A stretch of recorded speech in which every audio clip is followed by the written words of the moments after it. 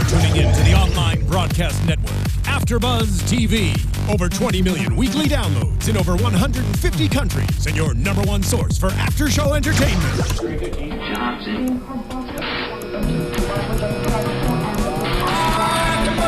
AFTERBUZZ TV, the destination for TV superfans, producing after shows for over 300 of your favorite TV shows, interviewing celebrities and showrunners, and bringing you behind-the-scenes exclusives. All thanks to E! Entertainment's Maria Menounos, producer Kevin Undergaro, and internet leader Akamai.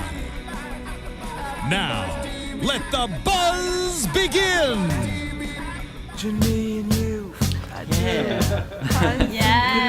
Yes, happy together indeed, because we are back here for another episode of the Limitless After Show for AFTERBUZZ TV. Greetings all, I'm your host JB Zimmerman. Alongside me are the panel. Frank is back. Thank you. It's good to be back. I missed you all last week. You can find me on Twitter at Let's Go Frank M. It's an exciting episode tonight, guys. Yes, I'm excited exciting to talk about episode for sure. And I'm Amanda Richardson. I'm happy to be back, and you can find me at AmandaFTA31 on Facebook, Twitter, and Instagram. Yeah. And I'm excited too. Nice. All the social media. Speaking of excitement, we have a very special guest with us today. Yes. The director of tonight's episode 5, Personality Crisis, Josua Butler. Yay! Hello. Hey. Thanks for having me. Thank you for coming in. Thank you. Yeah. It's his personal favorite song, by the way, that we introed in. Yeah, Happy Frank Together. asked me what my favorite song of all time was, and I had to think about it, but I guess Happy Together by the Turtles won Picked a out. good one. Yeah. A classic. He also, Classic. first, he asked classic or modern, and I said sure. Right. Well, the thing about Happy Together, Yeah, like many bands have tried to cover it, Yeah. but nobody ever got it better than the Turtles. Right. So it sort of works in both classic and modern. It's awesome, and a great way to start the show because, our characters are getting, closer together. Yes, exactly. Throughout the episode. I was thinking about that, the title Happy Together, obviously Brian has sort of a alter ego this episode, more so than in previous ones. He actually names him Badass Brian. Yes. And there is a much bigger difference this episode between NZT Brian and not NZT Brian. Yeah, and it's becoming something that's more of a conflict between the two characters. So, Josh, I wanted to ask you just at the start, this is a brand new, antagonist for Brian. It's himself, and it's himself on video. So when you read that and when you got the script, how did you approach, bringing up this new element to the show? It was really an incredibly exciting development for the show. And of course, when you're shooting a scene where you have non-NZT Brian and NZT Brian in the same scene, Right. you basically have to shoot it in two completely different places and two completely different times. So the idea was that we had to basically, every scene where you see the two of them together, like him talking to himself on video, we had to do them in separate ways. So just the nature of having Jake play both versions of himself just made it an interesting kind of production challenge. But from a creative standpoint, it was really about how to differentiate performance-wise what Jake was going to do on NZT, what we would make the video look like, how much he could accomplish on NZT. Like could he create clay figures? Sure. Could he do some cool stuff with the camera? Could he create like cool versions of the FBI set and a Supermax prison? Sure. Right. It's like you sort of say, okay, well, he can do a lot on NZT, so like creatively we could just sort of be free to do what we want to do, and then he can show his hungover non-NZT self the joy of what he did the night before. Right, it's so interesting, that beginning scene, because you have the camera on a screen, on the television screen. I'm assuming, just because I have some knowledge of on-set stuff, that screen was a green or blue screen, and then you project the image out. It was blue. It was blue, okay. And then, because there was too much green in the rest of the shot, so we had to go blue. I see, so you do have the option. We have the between option, two colors. yeah, either or. It's like the color that's not as most prevalent in the frame, so like if you're wearing green, you gotta put blue on the screen. I see. It's one of those things. That's cool. That's cool. And then, what was interesting about that, you are shooting, at a screen, and then you flip around, and mostly it was Brian being very still and watching himself. Right. So what direction did you give, Jake, in those moments when he's really just kind of watching himself? Well, the great thing is that we were able to shoot, like in the opening sequence, we were able to shoot the NZT sequence like several days before we shot the non-NZT sequence. Okay. So my wonderful editor, Chris Kapp, put the scene together, and we had a version of the scene to show Jake. So basically when we're shooting Jake's reactions to the scene, we're actually playing off camera for him the real scene. Oh, that's great. So, but then of course when we're over his shoulder and we're shooting at the TV screen, we're shooting him looking at blue. So, but at the same time we were playing the audio from the scene that we had already cut. So Jake had very, it was easy for him to react to the scene because he was hearing it or seeing it when you see him Right. looking at it. Yeah. That's Very so cool. interesting. Very interesting. Yeah, I would have never guessed that. Yeah, Yeah.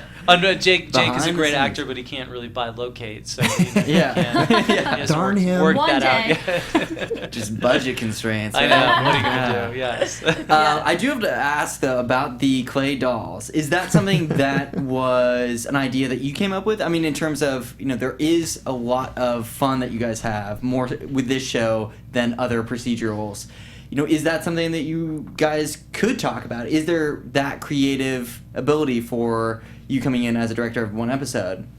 Yeah, well, I mean, the great thing about the showrunner, Craig Sweeney, and the writer of my episode, Sally Patrick, they, are committed to every week doing something different and cool with how we sort of, dramatize Brian's kind of personal conflict in terms of his NCT self versus his non-NCT self. So this episode was really called the doll episode. So I got the script, and obviously the dolls were scripted, and then Max, the prop master, designed these great dolls, and then we had all these dolls on set. So when we're shooting, the good news is that Craig and Sally sort of gave me some freedom to sort of imagine what we could do with the dolls. So a lot of the scenes are actually my hand in the shot, moving the dolls around. So it was like I had to get in touch with my inner child, and kind of when we were shooting it, just like when Jake was there, we would obviously Jake's doing all the doll work, and then when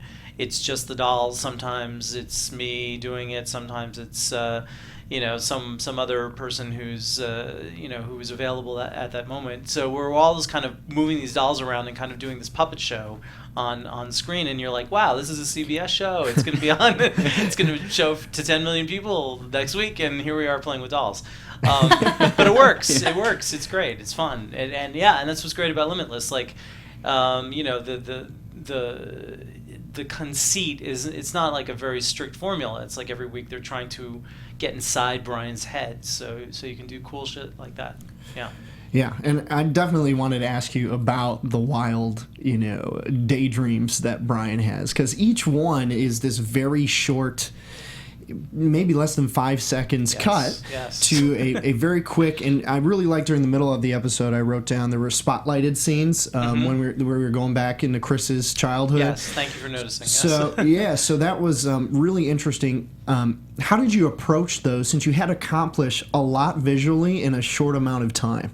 Well, thank you for both noticing the spotlight and also recognizing that on TV schedules you really don't have a lot of time to do, to do as much as you can on feature films, because you're trying to shoot these things economically. So actually the spotlight concept is something I came up with in pre-production, because there were all these moments where we were sort of taking a trip through Chris's past and the Brian's past, and trying to see how Brian and Chris were connecting with their backstories. So to try to figure out a way to do it creatively but also do it efficiently, and I thought of an idea of doing this kind of theatrical stage lighting and having these kind of tableaus as they were describing their past, and it kind of worked in both ways, because it looks like we really made a choice creatively, but it was also very easy to shoot because we created one wall set and then we just redressed the scenes and then had different actors for the different flashbacks. Some of the kids obviously were in 2 or 3 different flashbacks because they were in separate vignettes, but it's very easy. We set up the camera and we do a dolly, and then we basically within 20 or 30 or 40 minutes we've shot that scene, which as you say goes by in like 2 or 3 seconds on screen. So and then I tried to extend that concept to the exterior scenes, like the scenes we came up with the idea of doing it in a park, like Shakespeare in the Park kind of thing, Yes.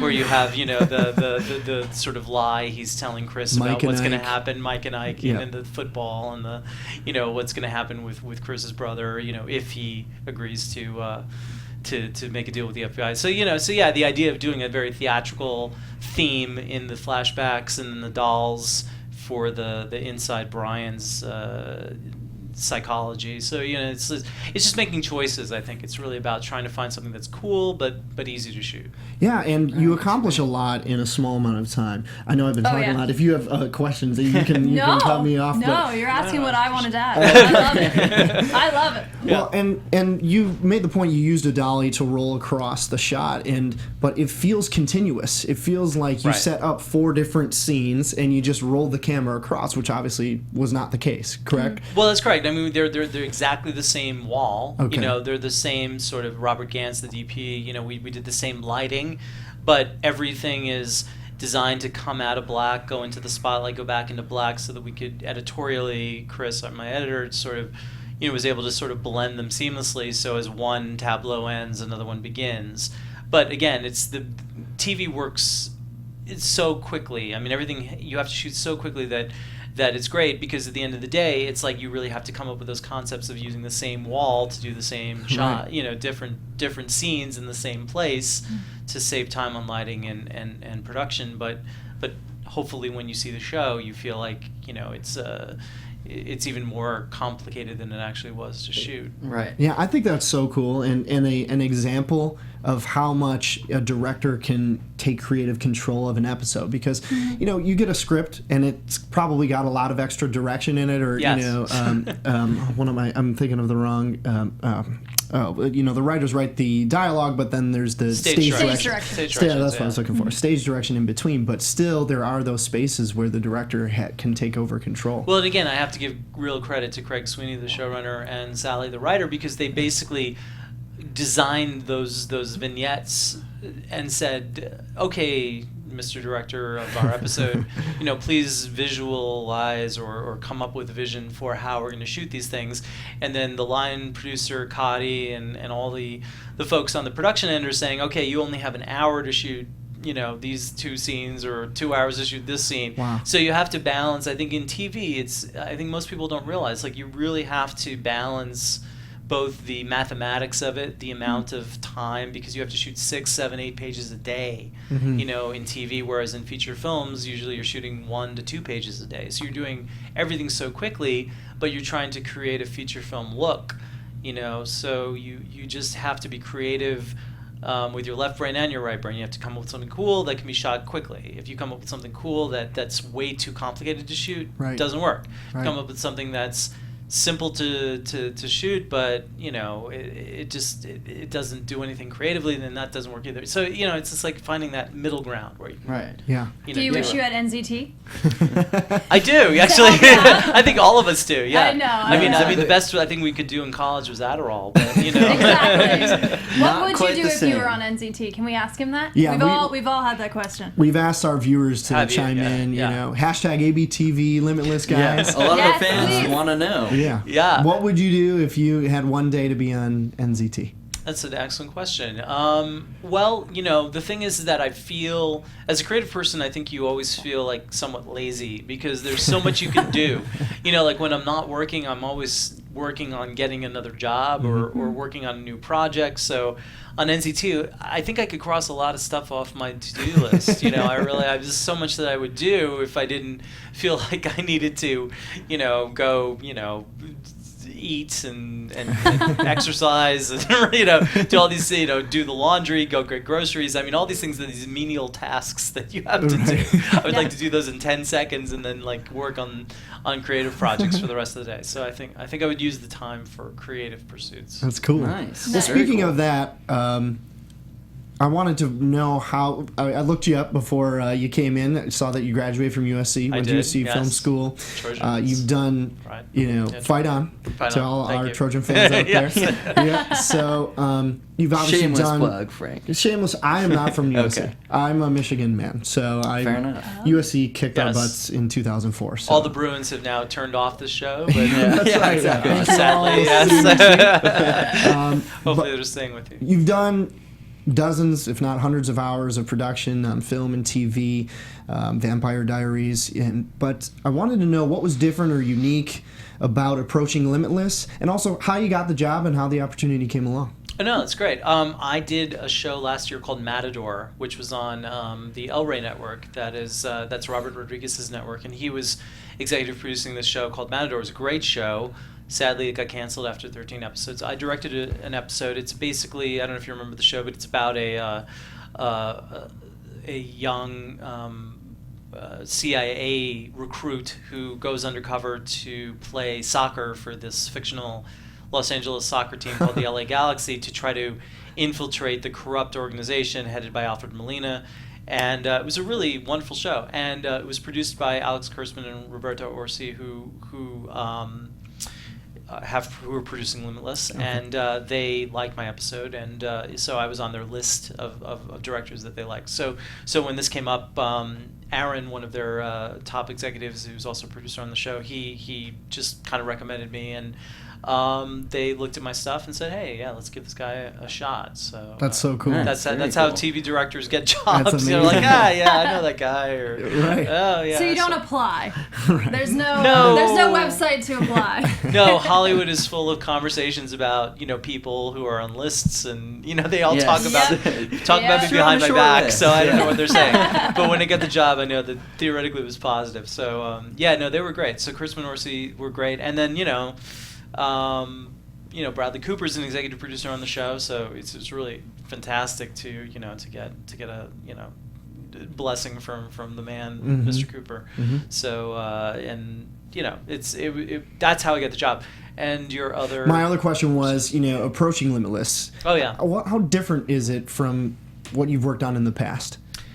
It was the good news is that it was really like, I felt sometimes I was on set, felt like I was back in my USC days. I felt like I was doing a student film, because you're sitting there and you're shooting dolls, and you're walking dolls around, and you're Right. you're having fun. There was a great sense of fun and creativity that I keep saying it, but Craig, the showrunner, and Sally, my writer, they were just really like encouraging, like you could think outside the box, you could do stuff on Limitless. Obviously, you had to tell an emotional story, you had to talk about Chris, you had to talk about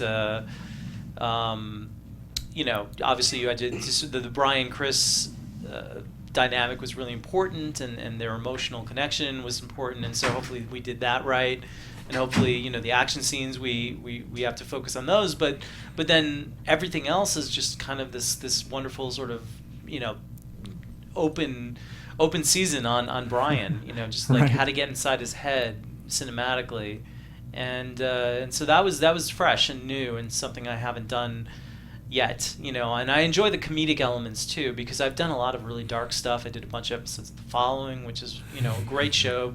But like, you're dealing with serial killers, and Vampire Diaries is wonderful, but you're dealing with epic romance and romantic notions, and everything's very, very heightened. Whereas Limitless, you had the fun element too that I love to play with. So it was great. Nice. Yeah. No, that's really interesting. I'd love to talk about sort of bits and pieces of that in this episode. So.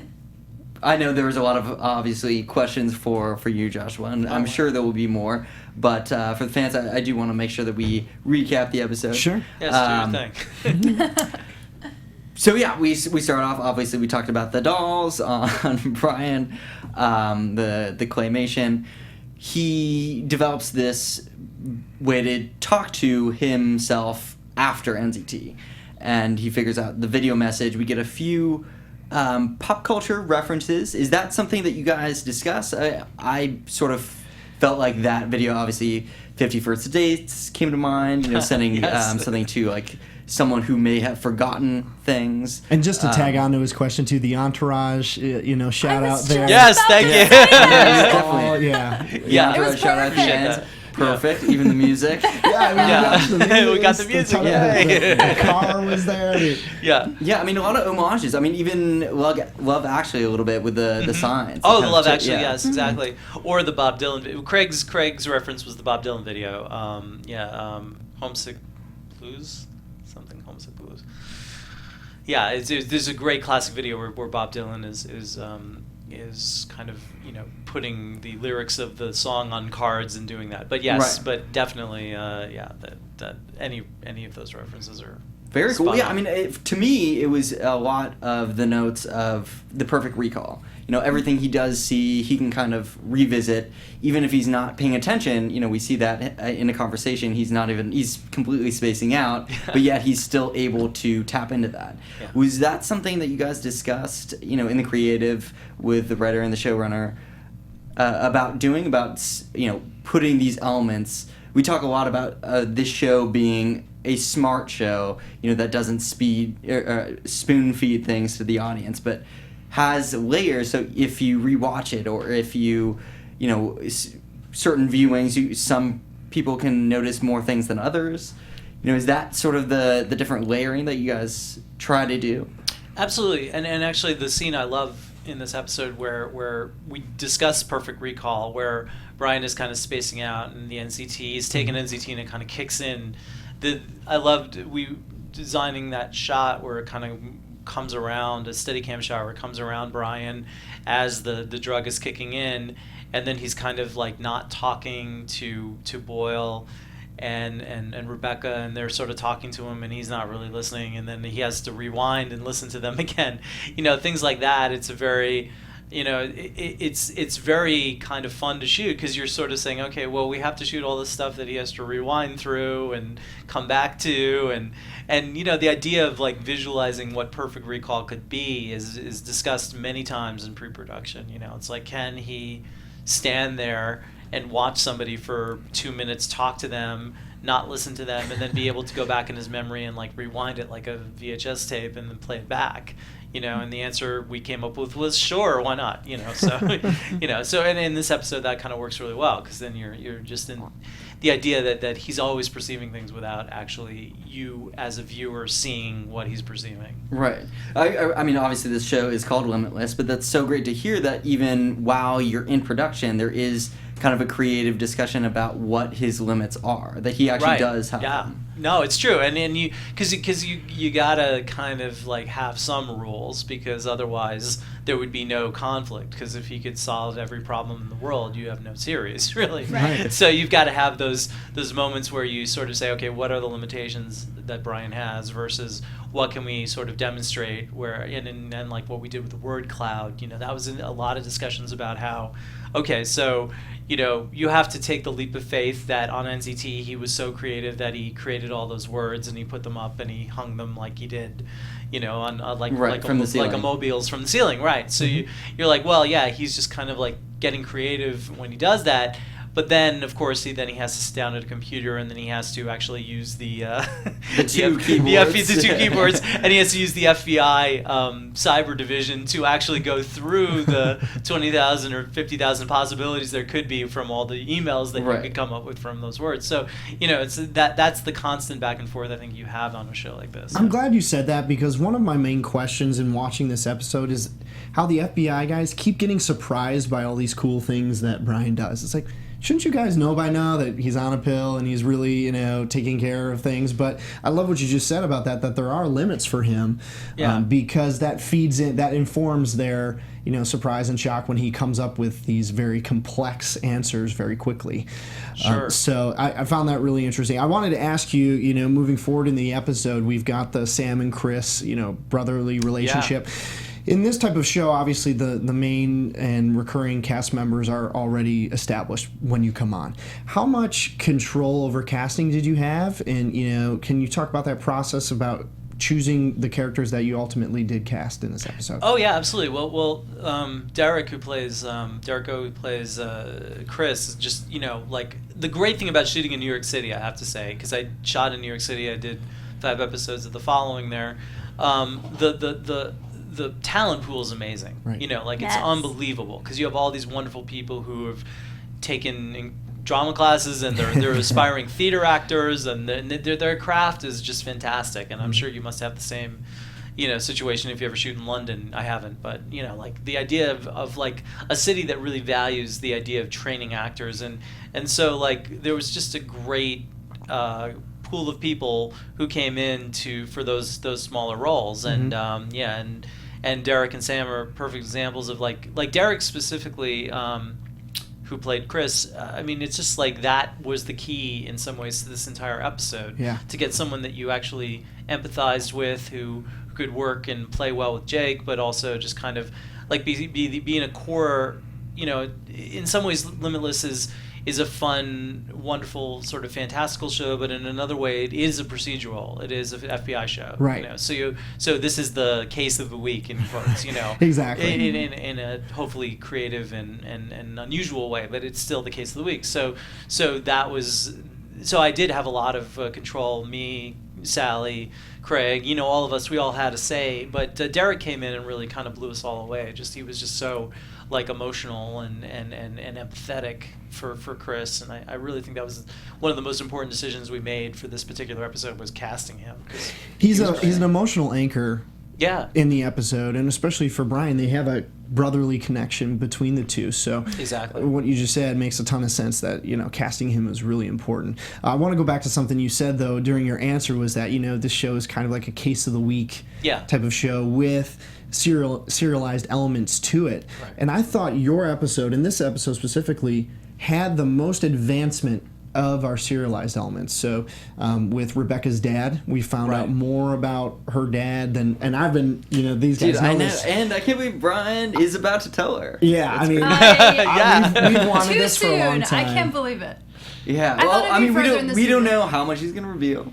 Yeah. So Yeah. I mean, he could, but at the door, he definitely seemed to have shared a lot of information. What that file we were all had. sitting there like, oh my gosh, it was crazy. And then also we get to see Mr. Sands too. Yes. He's had the best line of the episode, the funniest line of the episode. He's like, "What's a clay effigy doing?" Yeah, coffee table. Yeah. And Colin, who Classic Mr. plays Sands. Sands, he's just a brilliant actor. Yes. I mean, he's not putting on that accent. Colin is a very well trained English actor. Yeah. Who is He's so he funny but nails it. He intimidating nails at the it. same time. Yeah, you know? he's so good. He's just, Yeah, it's like a weird classiness and sophistication, but also he's like a hitman kind of. He gives off that vibe, but in such a James Bondy sort of way. It's like, okay. Like, it almost makes him he more broke in, intimidating. no problem. Yeah. It does, and he's always reminding Brian, I'm keeping tabs on your where's dad. the scotch? I'm keeping tabs on your dad, and you're going to do your job. And we saw that in the episode halfway through. You know, Edward Morris coming back, which is a serialized element. Yes, we next saw week. Rebecca, Yes. so we saw that. So I really like this episode because you were able to meld together the case of the week element with the serialized portions, which I find the most interesting. I can't wait to find out what happened with Rebecca's dad and how she's going to react. Last week when we saw the painting of her, and she saw it, I mean, you could just see what Jennifer Carpenter is thinking without her saying anything at all. Yeah, I mean, the actors are phenomenal. We got some new ones, obviously the procedural stuff, Chris, that whole storyline with his brother Sam, but also Casey is a new character that seems to be reoccurring. Desmond Harrington. Yes, Desmond Harrington. Great actor. Which is interesting because he and Jennifer Carpenter worked together on Dexter. Yes. So, question for you: is that sort of a casting call that you guys were discussing? Their previous, like having a chemistry. You know, they were in a relationship on a different show, so they've obviously worked together before. Is that something that sort of, you know, you thought would be helpful for the show, a previous relationship? Yeah, I mean, that is actually so not a coincidence. I mean, Jennifer brought up the idea of casting Desmond, so No and kidding. we were all like, yeah, that's a great idea. You know, sure, would you be interested?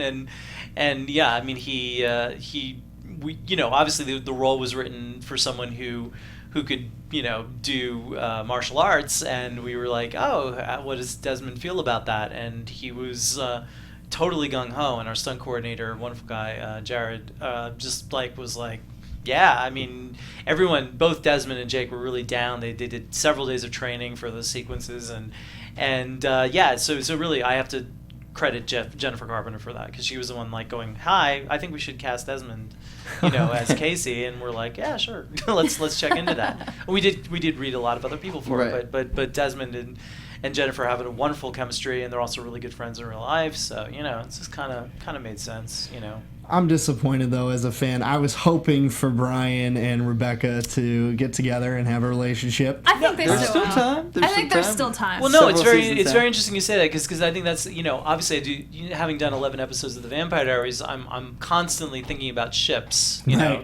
And I'm thinking, and I was totally on set like telling everybody, I was like, everyone's going to be shipping Brian and Rebecca by now. Yeah. I mean, I sort of called it because we shot the episode a couple months before it even premiered. So, but I was like, I promise you, and everyone's like, well, maybe we're not sure. And I was like, well, I think so. I think you've got really like a love triangle that might develop in this episode. Yeah. So I'm curious to see what people think, if they're shipping Brian and Rebecca, if they're not, if they think they're good as friends and colleagues, or if they really feel that there's a potential romantic possibility, because I think the show leaves it open-ended. Well, I think I predicted that week 1 that they were going to hook up. I was really hoping that they would, but I think in episode 2, she gives him a tremendous compliment where Ryan's going out on a date with his ex. Right. And he's like, I need NZT, I need it. And he meets with her and she says, you're the same guy. Yeah. And gives him this tremendous compliment that gave me chills, honestly, when she said it, because it seemed like she sees the real person. And it's not just this buddy-buddy friendship, but there's definitely something deeper there. Whether or not it's going to be a relationship, I guess we'll find out, because Brian met with his ex-girlfriend, didn't work out, and now we see that Rebecca has someone currently. So maybe I was just jealous that my prediction didn't come true. But yet there's still but I think she there's a real trusts him. chemistry there between the two of them, and I don't think it's just coworkers. And she also said she trusts him at the end of the episode. She does. That's a really She does important trust him. line. No, good, absolutely. Isn't it No, an that was important line? to Sally, the writer. That was the most important line in Right. the episode. That she trusts him. And for me, my favorite scene in the episode is the scene prior to that, where Brian and Rebecca are actually talking by the window, and there's just such a great connection. Obviously, Jake and Jennifer are great actors, but just the idea, and it was a beautifully written scene, the idea that they could question their entire approach to what they do, and there's something beyond romance in a way. There's something deeper in a way, that the connection that I think they have, that obviously if you do ship them, that's great. If you don't ship them, I still think there's something really amazing about that bond. Yeah. And there's such a great scene, obviously, after the whole Chris tragedy, when he gets shot and killed. So it's a very emotional scene. Is that something that you want to get involved with the actors and try to help them develop in terms of their relationship, the emotions that you sort of see going into the rest of the episode, and in terms of setting it up for the next episode as well? Yeah, well, to me that was the core of this episode, and it was actually we shot that the first day of our schedule, so we just jumped right into it. But yeah, I mean, I think if you look at my work, I mean, I feel like a lot of what I do involves just trying to get to the core of like relationships, and there's a lot of epic emotions that kind of come out of intense situations that TV is so good at portraying.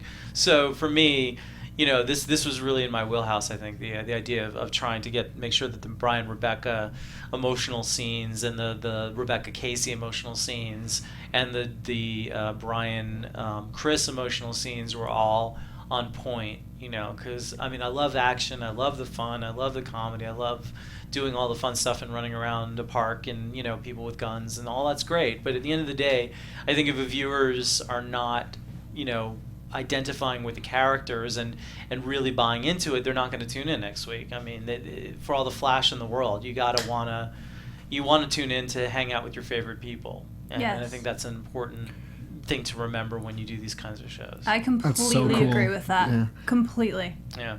That's Thank so you cool. for But, that. but speaking of those action scenes, Yes. they are entertaining and fun to watch, but there's a lot of coordination within space. Yes. So you've got a group of FBI and the SWAT team over here, and then the characters over here. Yes. But it was all very clear to me, and as a Yeah. viewer, I understood exactly where people Good, were thank you. in Yes, space. that's an important distinction. Yes. Yeah, so how do you approach a scene like that and making sure that with so much going on that it's understandable for your viewer? Well, the fact that you get it makes me feel really good because those are the hardest things that you have so many conversations about them. I draw maps, so we had the place where Casey's group was, where the second SWAT team was, where they were filming the encounter, and then the third team where Boyle had his SWAT members, and then where the tunnel is, and where who takes off running first, and who runs after them first, and then who comes this way, and who has the camera on their helmet, and who has the camera on their vest, and then by the time Chris gets there, what has already happened, and it literally, it's just like that to me is just coordinating that in my own head, and then coordinating that with the stunt coordinator and with the actors and the cinematographer and the editor. It's like those are the hardest things to get right, especially when you have all these things in play. So the fact that you get it and you understand where people are, then I feel like we've done our job. But we do a lot of really heavy lifting to try to make sure that that's not going to lose you as an audience. We got to make sure you know what's going on at any given time. Yeah, and speaking of that scene and getting back to your point about the characters being the grounding of the show. Yeah. When Chris decides to break down and tell his brother, basically, he doesn't tell him, hey, I brought the cops, but he goes, this is going to be good for you. He gives it away, yeah. That was a big moment of decision for him. It was. How did you coach the actor through that and not laying it on too heavy? Because if he lays it on too heavy, it's too obvious. Right. But he seemed to hit it right, in the sweet spot. It's interesting, yeah, because we did a couple of takes of that, and then the last take, which is in the episode that you saw tonight, I think I talked to Derek and I said, we talked about it. I was like, look, let's try to go deeper. Let's see what we can do. Let's see how far we can take this, because I felt like we earned some emotion there between, even though they're supporting characters, they're not our major characters. Derek, is a soulful actor, and most people also recognize that he definitely could play Leonardo DiCaprio's younger brother in a future project. He's got that young Leo DiCaprio vibe, which makes him even more kind of photogenic. But it was really just me saying, look, let's explore this. Let's talk about what's Do you do going like on. emotional recall with the actor to take them to a dark place in their past to reach those deep moments, or is it? Yeah, I mean, I don't use the remember your dog dying kind of trick or whatever. But no, I mean, we try to talk specifically about the objectives of the scene and what we're trying to accomplish. But like someone like Derek, I think the thing about actors is that they need to feel like there's somebody behind the camera who's evaluating each take and who's there with them and who wants them to be the best they can be. And I try to be that guy, but I also don't want to step on their craft, so I don't want to give them result oriented direction. I try to give them direction that will encourage them to try things. And I think just by opening up Derek a little and saying, listen, just let's try this, let's go for it. He kind of nailed it. He kind of got that moment. It wasn't too sentimental, but it wasn't to the point where you didn't really understand that dynamic between brothers, which I think was the important thing we were trying to accomplish. So yeah, an important point you put out, that even though they are supporting characters, they are brothers. Is there extra prep that you had those two do together so they would sort of have that unspoken bond between each other, even though it is a smaller part of the overall episode? It's a pretty pivotal scene just because of how emotional it is. Well, on a feature film, you would have rehearsals built into the schedule. On TV, you really have no rehearsal. I mean, you're rehearsing scenes 5, 10, 15 minutes before you actually set them up and shoot them. So the key there was just casting two good actors, and then expecting that once we put them together, within a few minutes, once we go over the scene itself, that bond will be something that they could convincingly portray, which they did. So I'd love to say that we had hours of rehearsal, but in this case, again, TV moves so quickly, you really just don't have that luxury. So it was really a testament to the actors that they gave you the feeling that you got, because they probably, I don't think they even met each other before the day we started shooting. Oh, wow. So, yeah. That's incredible. And Good I love talent. that you made reference to the fact that they're all New York actors, so they're well trained and they're really into theater, and they're well trained actors. And I always talk about that I love this show because I love how CBS kind of has these really interesting New York actors in even the little roles, and they're all very unique. Like they're not the same type of person that you usually see on TV. They have different characteristics, and they're all unique. So just wanted to put that little tidbit. Well, no, in. and it's interesting because Plug for New York. Yeah, exactly. Well, and Cotty Johnston, who's the line producer of Limitless, she's wonderful. She was the line producer of Law and Order for 12 years. Right. And the joke amongst the New York acting scene is that you really haven't made it until you've done a Law and Order, and most of them brag that they've done all three of them,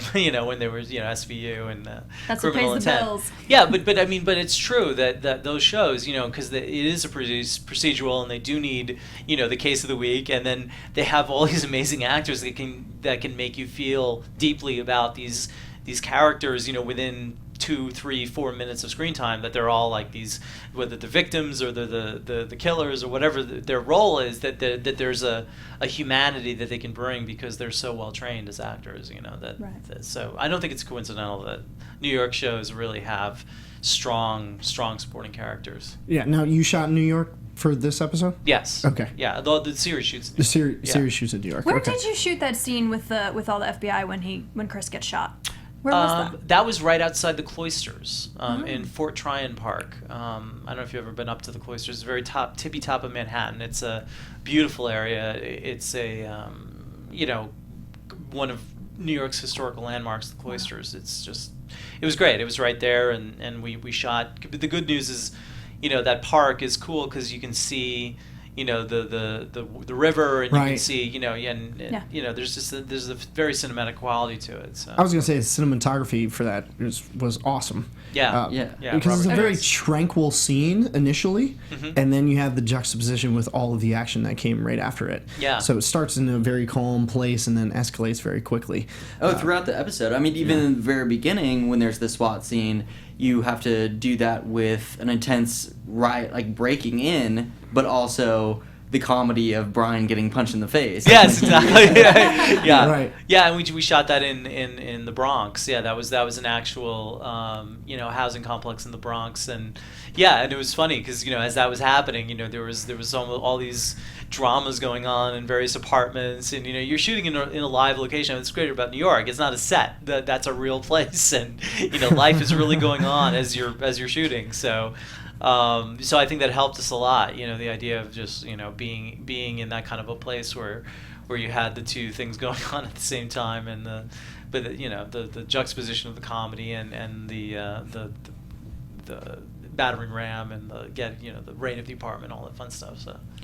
I have a plot question for you about, Chris comes to a full stop when he sees Brian coming up there. He looks like any other normal guy. So why do you think, or what was the motivation for Chris to stop right there? He's not wearing a badge. He's not dressed up as the police. So yeah, we talked about that a lot. I mean, it's interesting because what we did was we built a fence behind that wasn't actually on set, because we were like, okay, so why doesn't he just barrel past Brian? Right. So, if you watch the episode, I mean, he technically, he looks behind him, he sees there's a fence there, so he can't go that way, and if he goes this way, he's going to run into this guy who's kind of, going to maybe or maybe not hurt him, and the idea that he recognizes he doesn't have a gun. I mean, that's one of those moments where you hope that the TV audience at least gives us a little bit of the benefit of the doubt, because you're like, all right, well, okay, yeah, he could have barreled past him, but the good news is that it doesn't matter, because he still, gets the upper hand on Brian in a funny way, with the.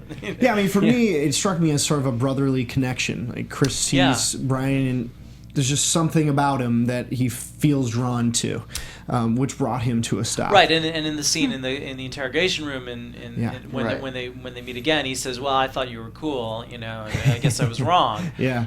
So yeah, the idea is that there would be a kind of connection there, the brotherly connection that he'd also feel. So yeah, a combination of factors, the geography of where Chris could have gone at the moment, and also setting up the joke, and Yeah, that was really cool, really funny scene. I like that. I love when he got punched in the face because it shows that NCT, even though it's limitless, Yes. it still has get flaws. punched You in can the face. still get punched in the face. Well, because in the movie, I was remembering while this scene was going on, in the movie, Bradley Cooper runs into he's in the subway downtown, and he's on the pill, and then he's remembering a Jackie Chan scene from the movie, and he gets out of it, but he wakes up later with a bloody hand. And so it was a change from the movie to this show where Brian gets punched in the face. So I loved it. It was a surprise, and it was something that was, original to the show. Yeah, no, it was great to see that again, there are limits to Brian and his abilities, because, it's not just the everything drug. He doesn't know everything. He even made a point to say that at the end, he can figure things out very quickly, but he's not all-knowing. He doesn't have all the answers, and that vulnerability definitely makes him a more compelling character. Are there sort of those things that you guys discuss in terms of the limits of Brian that you want to reveal? Absolutely. And I think the key is, there was actually a line that we didn't use in the final episode, but there was a scene that continued on after the Brian getting clocked in the face, where Rebecca talks about how Brian is the difference between seeing and doing, the difference between seeing something and having perfect recall and remembering what they saw. Like, obviously, if you see a documentary about a specific subject years ago, you can recall that information. But if you watch Bruce Lee movies, you don't necessarily translate the visualization of the Bruce Lee moves into the ability to perform the physical and the physicality. Yeah. So I think that was a key distinction that we talked about a lot in terms of Limitless, and I think that's going to inform the entire show. The idea that Brian is, when he's not on NCT, he's kind of this guy, who just doesn't really have, the same way Bradley Cooper's character in the movie. It's like they're just ordinary guys that don't have superhuman powers. They're not superheroes. They're not Marvel characters. They're not, and they take the pill. It's not like they grow, extra muscles. They don't become the Hulk. They don't become, Daredevil or whatever. They don't suddenly have these powers. They have the ability to access their brain. But as we all know, thankfully nerds are sexy now. But but in high school it didn't feel too good to make it. It's straight A's, and then you look at the jocks and they're like, well, they're actually doing it. They're out there. They're making they're winning the football games, and we're there, just sitting in the corner, doing our homework. But I think you got the last laugh. Well, no, I mean, thankfully, it swings around after a while. But and people with brains are actually are valued in different ways. But I think that's great about Brian and his character, and that idea that he can't just do it if he watches it, So right, he actually has to perform it, which he did with Casey after the training. He does right. He had to learn it. Yeah, exactly right. I mean, he did watch on his iPhone some training videos, and he got a leg up on it. He learned it in 24 hours, whereas it would take most people to learn years. Right. So there's that element of NCT, which is great, but the idea that he has to physically go through the motions of it, which he does with Casey, which was, which actually Jake and Desmond did so well, and then all that, they as I said, they trained for days to do the sequence you saw in the episode. That's very cool. It looked authentic to me, for sure. Oh, good. Yeah. Well, no, and I had my stunt coordinator Jared next to me at the monitor, so like I wouldn't call cut until he said, "Oh, no, that was good," because I don't know the intricacies of martial arts. Right. I mean, I know what looks good to me, but sometimes he'd say, "No, we need to do one more," because there was one little thing that anyone who's an expert in martial arts would know was not, the right move. Right. So we had to sometimes do those moves 2 or 3 or 4 times in a row until they got it right, but never more than that, because Jake and Desmond were so well trained. Right. Yeah. That's great that you guys take that extra care to make sure that the show is authentic. I mean, it's such a smart show. There's a lot of crazy stuff that you guys throw out that is way over my head and perhaps some viewers as well. do you find that you hire experts a lot in terms of the show, where you need to nail a certain thing, whether if it's architecture or history? Oh, absolutely. Whatever. No, everything. I mean, it really does come down to it. Like Craig, our showrunner, does martial arts, so he was very, very much interested in making sure we had everything was right in terms of what we did on screen. Jared, our stunt coordinator, luckily had a lot of experience in that area.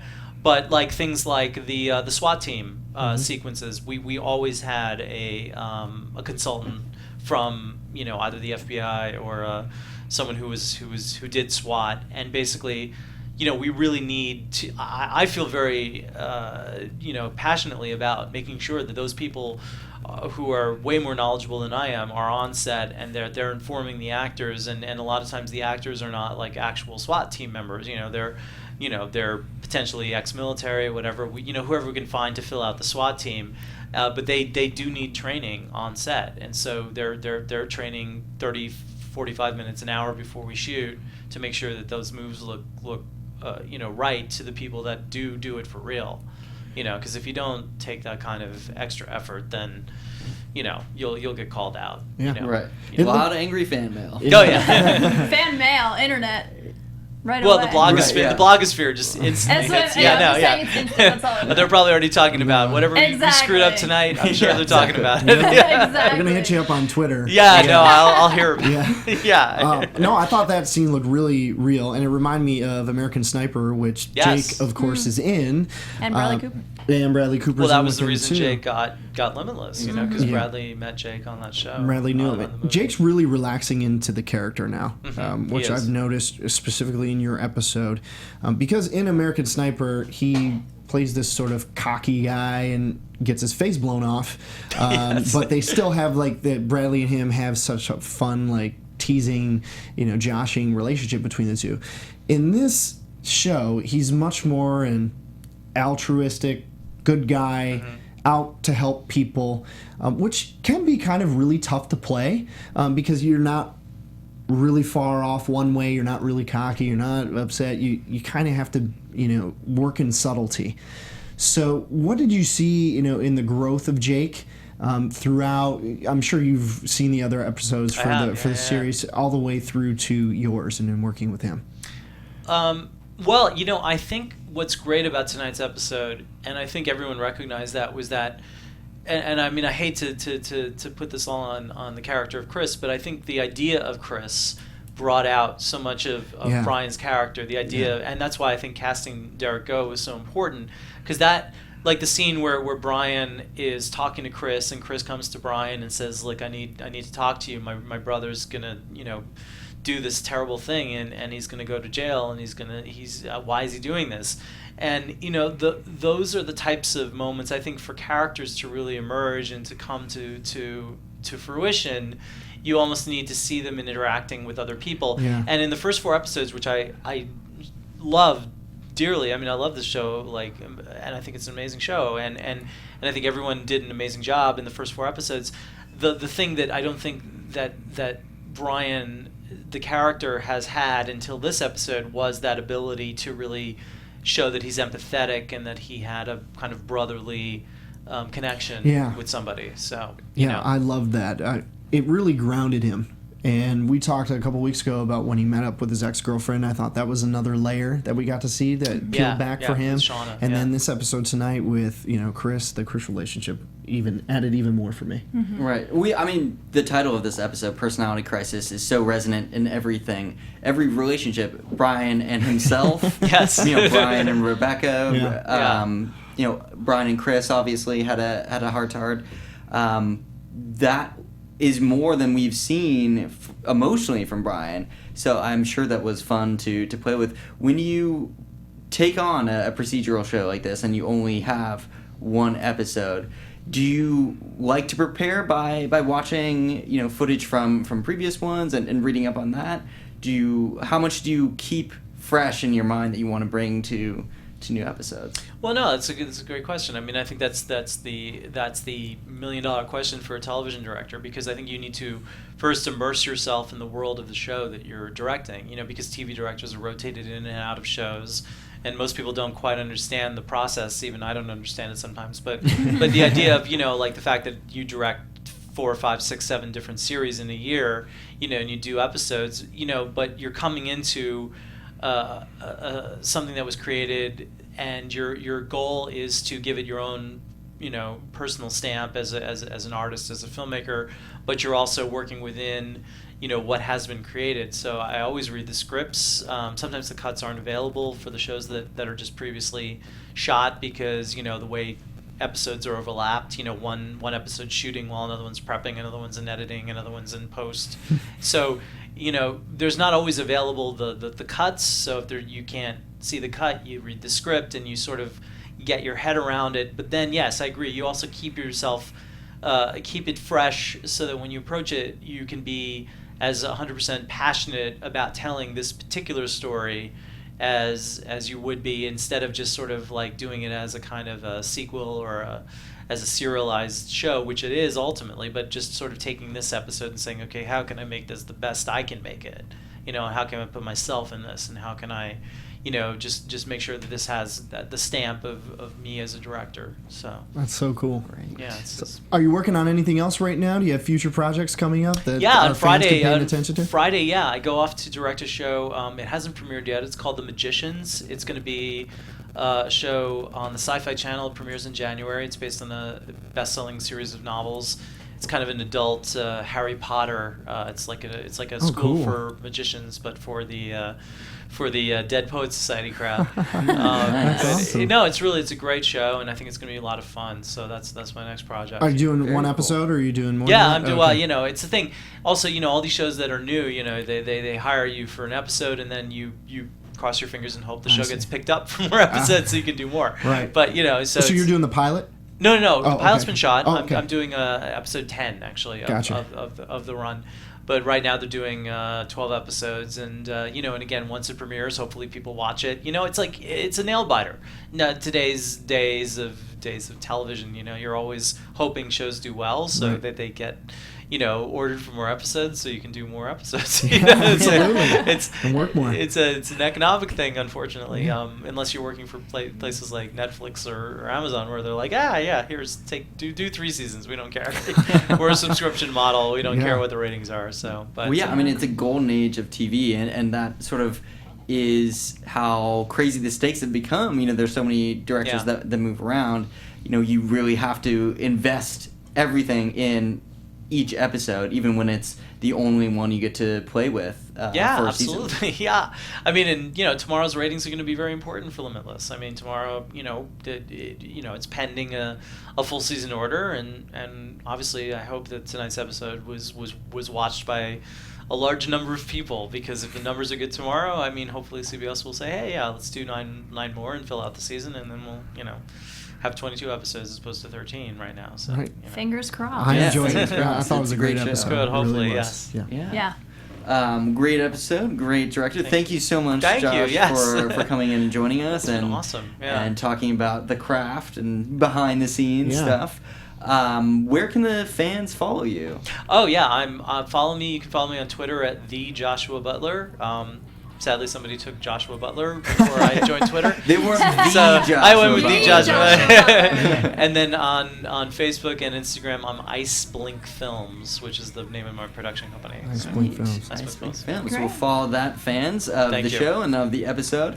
Pam, where can they find you? Yeah, guys, thanks for listening this week. Thank you, Josh, for coming in. Thank you, What a Frank. great interview. Yeah, it's been ton fun. of It's valuable been so much stuff fun, for yeah. us. Thank you.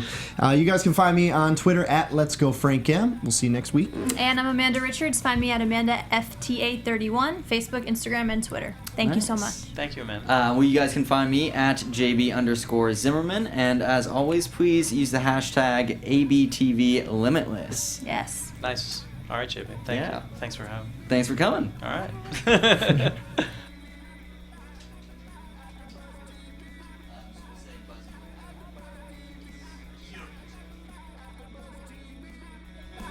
From executive producers Maria Menounos, Kevin Undergaro, Phil Svitek, and the entire AfterBuzz TV staff, we would like to thank you for listening to the AfterBuzz TV network. To watch or listen to other after shows and post comments or questions, be sure to visit AfterBuzzTV.com. I'm Sir Richard Wentworth, and this has been a presentation of AfterBuzz TV. Buzz you later. The views expressed herein are those of the hosts only and do not necessarily reflect the views of AfterBuzz TV or its owners or principals.